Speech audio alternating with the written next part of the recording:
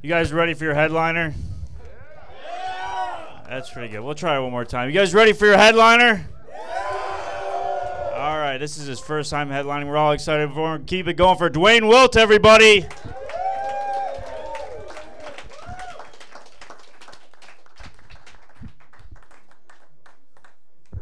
I was expecting everybody to chant my name. What's going on? Yeah, Duane. That's going to look great on the DVD. Thank you.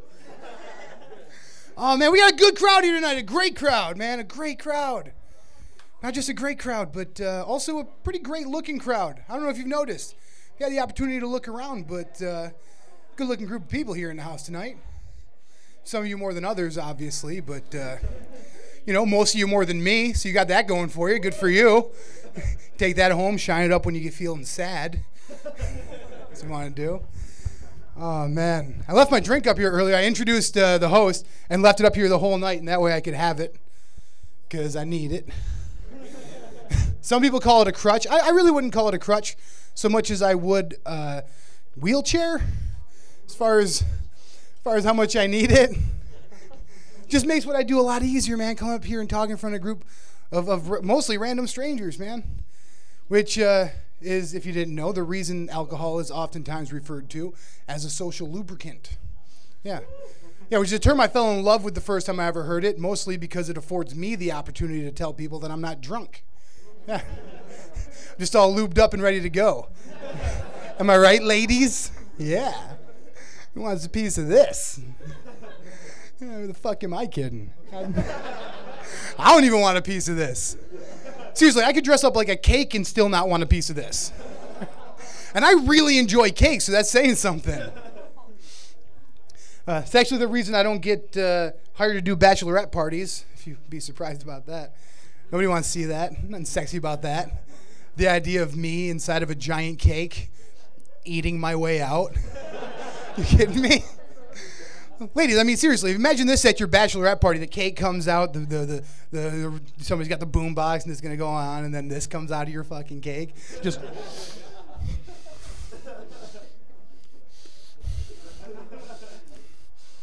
Every day I'm shuffling. Because the only dance I got is a full man truffle shuffle. That's what you would get. You got a good audience tonight, man. I want to talk to you guys about this internet. Everybody seems to be talking about it. You guys familiar with this, the internet? Yeah, there's a lot going on with the internet these days, man. There is. A lot you can do with an internet connection and an applicable device. Just so you know, going in, if you're still pretty new to it, a lot of the things you will want to do on the internet are frowned upon by your local public library system. Just know that going in. All right? I got banned from the library. That was horseshit. In my defense, I had no idea what those girls were going to do with that cup. That was horseshit. I like the internet, man. There's a lot to do on the internet. A lot to do on the internet. So far, my favorite thing to do by far on the internet is lie. I just stay lying, steady lying, man. I come up with fake profiles, the whole 9 yards. You guys ever seen that show Catfish? Some of you? Yeah? Well, I've been on it. Yeah. 3 times. Got to be a record. I don't post pictures because I don't really have the internet of my own, so it keeps ladies asking. They always want to know what I look like when I'm trying to get with them or what have you. And when they ask me, I always tell them the same thing. I tell them I look just like Channing Tatum, only more muscular, obviously. And then when I tell them, they tell me how much they don't believe me, obviously. So I always just do the same thing. I head down to the library, or at least I used to, and just send them a picture of Channing Tatum. Be like, look, that's me. That's who I am. Most chicks are pretty impressed by that, I'll be honest. But not all of them. I had this one chick, she was like, I don't know. I think you're cute, but I don't think you look at all like Channing Tatum. Yeah, this after I Google image searched Channing Tatum and sent her the first picture that came up. I mean, it said ChanningTatum.com across my chest. It's not a clever tattoo, okay? That's literally just where the picture came from, so, you're stupid. Well, long story short, she's my girlfriend now. That's... That's not true. I did meet my girlfriend on the internet, though, and that's an interesting thing to try to do. I'm going to be honest. Pretty cool, too, if you've never done it. I think the coolest thing, at least for me, about meeting my girlfriend on the internet is when I found out that she was an actual girl. True story, too. I'm talking about real girl. She had the boobies and a vagina, you know, the whole package. Well, the whole lady package, you know what I'm saying? Like the package without a package, per se. She had a per se. She had... No, what I'm saying is, I'm trying to say is no boy parts anymore. She got rid of those. It was really nice. I mean, she still keeps them in a jar in her purse. And in that way, anytime we start having these arguments, she pulls out these idle threats like, oh, I'm going to kick you out. I'm like, you ain't got the balls. And then she fucking pulls them out and shows them to me. Yeah, I know, it's weird, but not nearly as weird as the makeup sex that normally leads to. Now, I don't want to get into it, but you can imagine me hovering over her, just angrily yelling, who's got your balls now?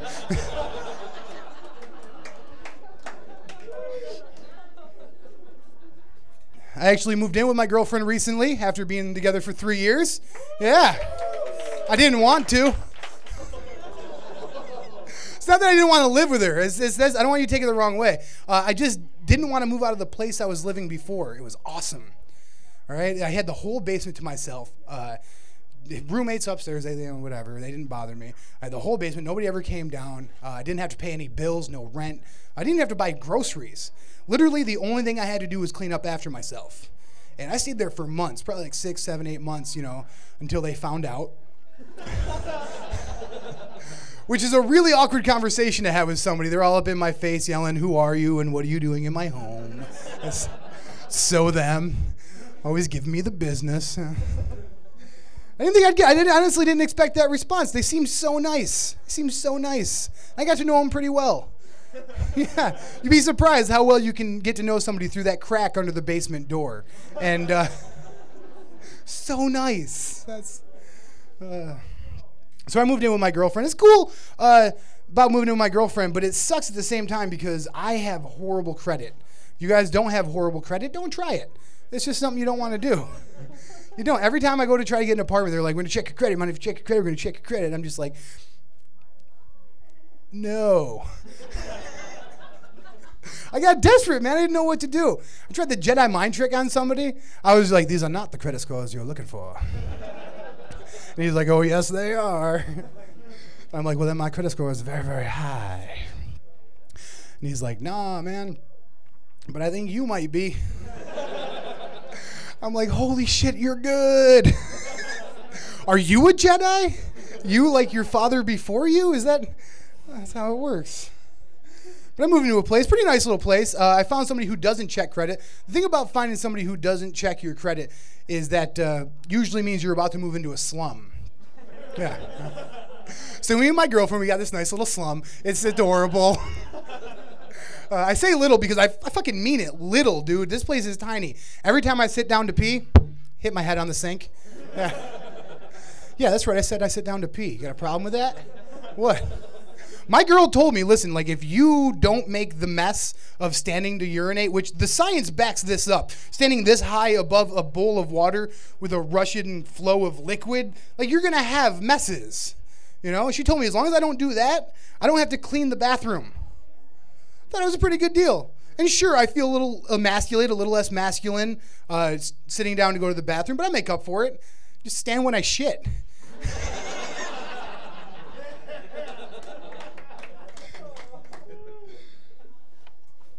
Oh, man. Living with her is cool, man. Before I moved, though, I did learn something about my old roommates. I learned that they have what is known as a safe word. Now, if you don't know what one of these things are, it's a word you say during intercourse when it's become just too advanced and you want it to stop.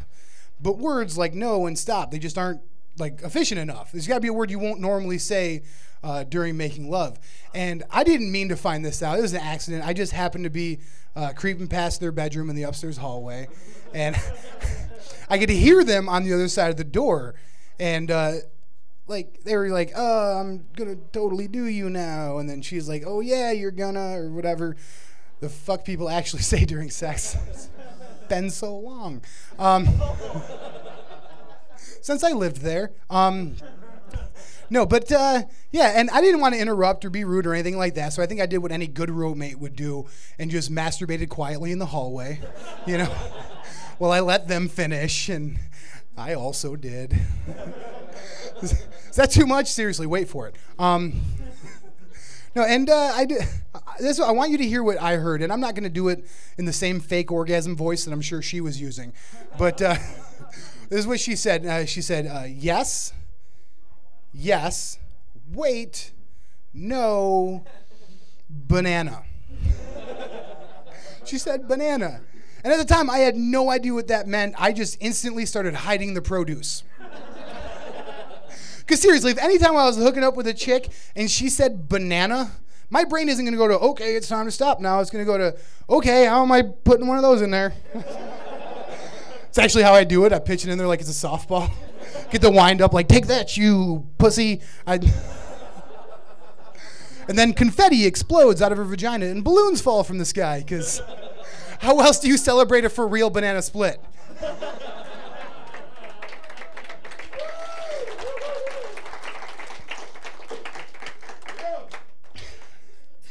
Put a lot of effort into making that joke a reality. I want to let you know that. And not like a real reality, like with the banana and the confetti. That just seems messy. Just to make that joke like a for real joke. Like I put a lot of effort into it. I actually did research.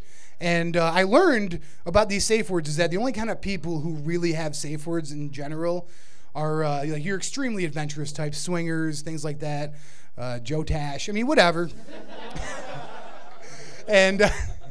And then, of course, your married folks, because they've been together long enough to get to the point where they might experiment and need an actual safe word. We got any married folks in the house tonight? All right. One guy. We got a few guys. Are you to the point in your relationship where you need a safe word? Did that ever come up? Yeah, once in a while. All right. Well, what's the word? What's the word? Because it's a word you don't normally say. I want to know. Okay, buddy. Okay, that's a weird one. That is not what I say. See, because I was married for a while. I was. And still legally married, waiting on a divorce. But you know what they say. Good things come to those who wait. So, but yeah, I was part of that group. And well, I had safe words. We got to that point. And the thing that I would say, because we had our own, like I had one and then she had one. Anytime we were getting into it and it was too much for me to handle, I would say pineapple upside down cake. Right? Which is a word I normally wouldn't say during sex unless I really wanted pineapple upside down cake. You know, like I said, I'm a big fan of cake. And even then, like if I said it like I meant it, it's time to stop. I'm going to go have some cake. I'll be back. We'll finish this up. You know? You know, it was just cool. It worked every time. Then anytime we'd be getting at it and she wanted to stop, she would just say somebody else's name. And that... Yeah, I know. Oh, it's sad. She's a whore. A bull person. Wow, that was a horrible person. That's what I was trying to say. I got caught in my throat. That was a weird spot for that to happen. It was odd. No, yeah, she's just the worst. Like I said, though, I'm waiting on my divorce, and I think she's doing the same thing, because, you know, good things come to those who wait, like I said. And I think that's the reason that she's waiting so long to give me the divorce, you know? She's hoping that I'll use this time to accumulate more good things. And that way, when she takes her half, they can be a lot better. It's a win-win situation, I feel. Because, I mean, I get a divorce, which is something that I want, you know? And then she gets everything else, which is what she wants. Oh, man. Divorce, man. Divorce sucks. Some I've come to terms with, though. I've been dealing with that for a while. I've been not with her for a long time. I'm with a new woman, like I said. I've been living with her. And the thing about divorce is, man, is that something I'm ready for. You know, I got the mistake of married way too young. You know, I was 18 years old. Shouldn't be allowed to make decisions when you're 18, especially ones as important as what you're gonna do with the rest of your life. It's horseshit. And on top of that, I got married to one of them whatchamacallits there. You know what I'm talking about, right? Real negative word. Starts with letter C. Canadian. Yeah. Married a Canadian. I know, it's the worst. It's actually not the only word I use when describing her that starts with letter C. I'm going to be honest. She's also a caring and compassionate mother. She's courteous to the people she respects. She's also a real cunt. So, thank you. Yeah, my life is horrible. I don't know, man. A lot of people get upset by that word. I'm glad you guys didn't. The C word, the big C bomb. People get upset with it. And I don't mean Canadian, obviously. Even though that's really, it leaves a bad taste in your mouth. But like the C word, a lot of people get upset about that. And I don't necessarily understand why. I just don't get it. It's just a word. And I don't mean to go all George Carlin on you. But, there's bad thoughts, bad intentions, and words. That was a horrible impression, but thank you. But I feel the sentiment is there. That's what the important part is. It's just a word, man. It's just a word. According to a study that I read, not even the dirtiest word in the English language. According to this study, the dirtiest word in the English language is the word moist. Yeah, the word moist. I see some of you cringing in the audience. It's like, yeah, just really rubs you the wrong way. I don't get that. All right? It's the word we use to describe baked goods. Okay? And just because it can also be used to describe the state in which a vagina could be in. And in my opinion, the preferable state in which a vagina could be in. Yeah. Right? People just really don't like it, which again, I don't understand, but I guess it does help me explain one thing, which is why I can't walk into a bakery without getting an erection. Either that or that thing about cake I was saying before. Like maybe it's just a really weird adoration of cake. Oh, man. God, this is a lot of fun. You guys are awesome, man. This is awesome. More beer. That sounds awesome, too.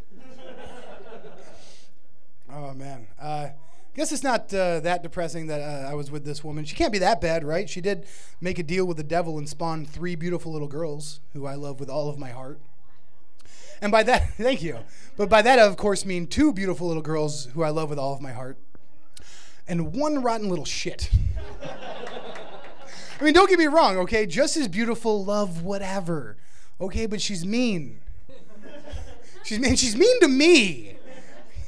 Let me give you an example. You're like, oh, she's only 4. How mean can she be? Well, I was walking with her into Walmart, and I'm holding her hand, keeping her safe from this certain vehicular death that should happen had she run headlong through the parking lot, right? So in general, being a good dad, right? We get about to walk into the store, and she looks at me with these big brown eyes, just full of wonder and amazement that only a 4-year-old could have. And she said, Daddy. Daddy.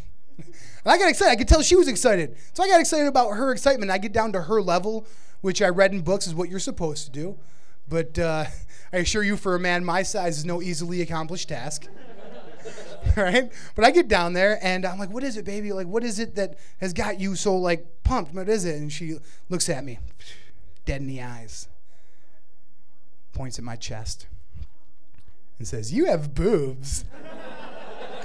And then just fucking scampered off. And I didn't know what to do. Like, I didn't know what to do at all. Like, my first initial reaction, like, what I want to do is be like, fuck you, you little asshole, and then, kick her or something. And I didn't, though. Instead, what I did was I tried to explain to her, like, honey, you can't say things like that to boys. It's not nice. She said, why? Which, if you're a parent, you understand is the worst fucking word in the English language. Because they will ask you that about everything. Like, why? Don't touch that. Why? It'll burn. Don't drink that. Why? Because it's bleach and it'll kill you. Why? Fuck it. Drink it.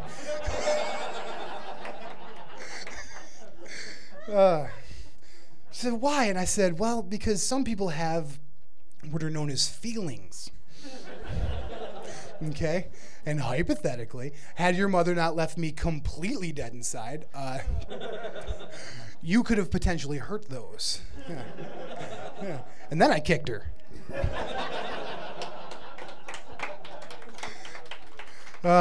I don't actually hit my kids no matter how much I want to, like, unless it's like the for real, like you're reaching for the burner, like don't fucking do that. Like my swat on the hand is gonna hurt a lot less than her putting a fork in the electric socket. You know what I'm saying? Like my kids are stupid and they're gonna try that shit. Maybe I just get put in these situations I know how to deal with because I'm such a young father. I have 4 kids and I'm 27 years old. Yeah, do some fucking math. That is stupid. It just is. I get put in these situations. I don't know how to deal with it, man. Like last year, Christmas, my daughter told me she wanted a Justin Bieber poster. Yeah. Well, I don't raise them. That's their mother's. But me. I don't make them like Justin Bieber. I actually convinced them that Justin Bieber got kicked out of America, and now they're like, fuck him. I consider that a win as far as parenting is concerned.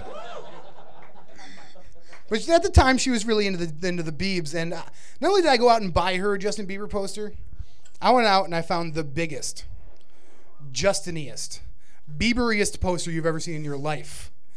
I got that shit framed.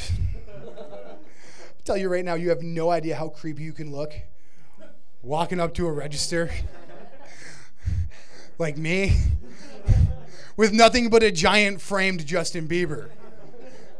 I didn't even know how creepy I looked until I was already in line. I didn't know what to do. The lady behind me in the counter was giving me the stink eye, and I was like, oh shit, I now have to find a way to mask my unintentional creepiness. The only thing I could think to do is buy more stuff, but I'm already in line. That shit sucks. Just grab what was there, like a bag of Jolly Ranchers, roll of duct tape, some hand lotion, before I realized none of that shit helped. Lady in line behind me is trying to shield her child from my view like I'm going to fuck it right there. And for the record, I wouldn't, but if I did want to, I totally could have. All right? Don't get me wrong. Like, again, I'm not that kind of person, but this woman looked like a small, scared little bird trying to shield a slightly smaller, scared little bird from a raging pedophile, allegedly. I deal with these situations, man. It's shitty. The park, going to pick my kids up from the park. I drive a big white van. Yeah. Still got the Jolly Ranchers between the seats. I'm trying to convince them to get in the van. Like, come on, girls, it's time to go. I got Jolly Ranchers. And they're like, fuck that. You got any cake? They're too much like me, man. I love my kids, man. I do. I just wish I could spend more time with them. I do. I only get to see them on the weekends, which sucks, man.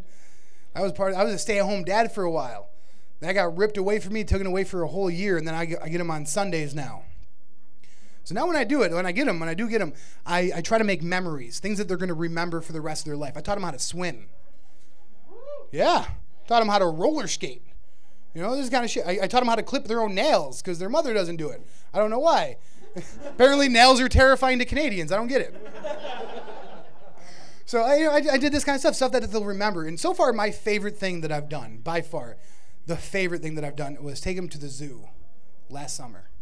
Because at the zoo, right here in Rochester, the Rochester Zoo, they have a bunch of baby animals. Or they did last year. A little gorilla that they named Bella, which was cool. My youngest daughter's name is Bella. I tried to swap them out. They weren't having that shit. They were like, no, we want the orangutan. That's, it was horse shit. I wanted to take home a monkey.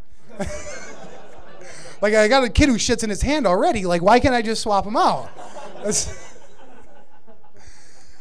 coolest thing about the zoo, though, man, lion cubs. I'm talking lion cubs. 2 little baby lions, like, Savannah, fucking lion cubs. Okay? Right? And the thing about the lion cubs is that we went there, we got set up early, and they're only allowed out at the time for view of the public for like 2 hours. That's all it was. So we went there and we got set up early. We did all the lion cub related activities beforehand. And we brought a picnic that was lion cub related. I don't know, maybe we had lion sandwich. I don't remember what it was. But like we did the whole bit, And then we sat there and we waited and we watched these lion cubs come out, and it was just fucking majestic.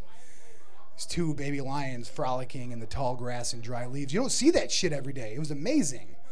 I'll remember it for the rest of my life. They'll forget it tomorrow, But like, I was fucking pumped, And then we watched them for the whole 2 hours and they went away. Nature of the beast is what they said. Only out for 2 hours. And my oldest daughter, she looks up at me and she was like, Daddy. Because they sound exactly the same. I'm horrible at impressions. She's like, Daddy, why did the babies have to go away? Like, why did we only get to see them for such a short amount of time? Daddy, why? I said, I don't know, honey. Maybe their mom's a C word too.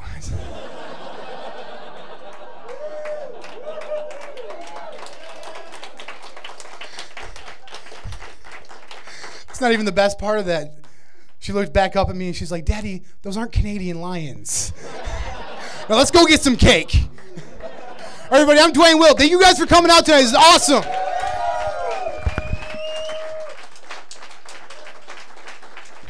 Keep it going for Duane Wilt, everybody.